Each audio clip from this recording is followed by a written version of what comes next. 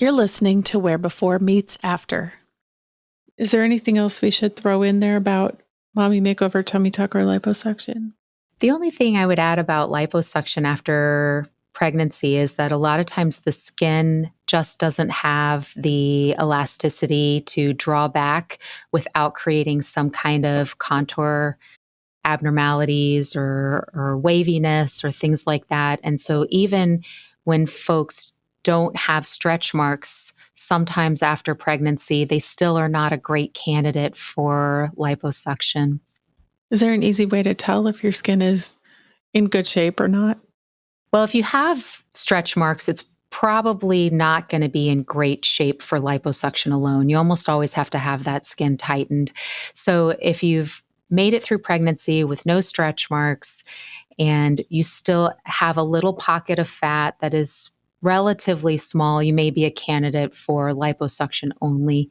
But you have to be, as a surgeon, you have to be pretty conservative about who you do liposuction on after pregnancy because there is a much higher risk of having somebody have a skin contour that's a little wavy or may have some dimples or something that we don't love.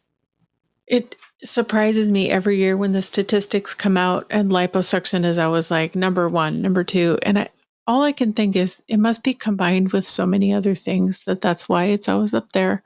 How often do you see somebody who's like, I just want lipo? That's all. Does that happen? It definitely happens. And sometimes they are actually candidates for just having liposuction on one body part or multiple body parts. Everybody would like to have smaller incisions and have little to no scarring. And when you do a tummy tuck, you do have a longer scar. And so most people would rather hear liposuction is the option for them, but the reality is it's oftentimes not. But it is commonly added on to other procedures just to kind of smooth a little of this or a little of that in areas where the skin may be more resilient, or in the case of a mommy makeover, maybe was never really stretched or particularly stressed out. If you don't have a lot of fat, are there other things you could do besides liposuction? There are other non-surgical options. In our office, we utilize cool sculpting, which does seem to help pretty consistently. You may have to do multiple rounds, but it's a great option that's non-surgical with very little, close to no downtime. Most people don't feel like going and exercising right after they're disconnected from the machine, but medically speaking, they could. And so most people are back in action without garments or without recovery very quickly.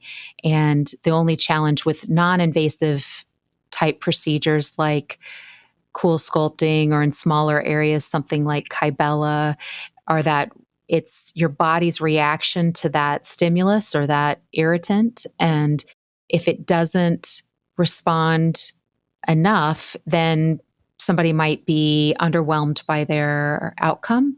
If somebody comes in and they've been appropriately told this is going to take you 2 or 3 rounds, and so we'll just see how you respond to the first one and then go from there, but knowing that they may need multiple treatments, a lot of times people will be very happy with a non-invasive procedure. And then some people want to know that that fat was removed from their body and was in a canister across the room and they never have to see it again, in which case they may decide for something like liposuction. It has been said recently that we don't actually want to throw the fat away. We want to do something with it because it's wonderful and useful. Mm-hmm. Are you using fat anywhere else on the body? Once you take it out, do you put it back somewhere? Sometimes you can do fat grafting with fat that's been removed. There are varying results in different body parts. It can be injected on other body parts of the breasts. I do a lot of fat grafting on the face because I think you see that benefit very clearly, and it's small volumes and it's a great little refresher. Lasts longer than things like fillers. Thanks for listening. I'm your host, Eva Shea. Follow the show and submit questions for our experts at wherebeforemeetsafter.com. Where Before Meets After is a production of The Axis.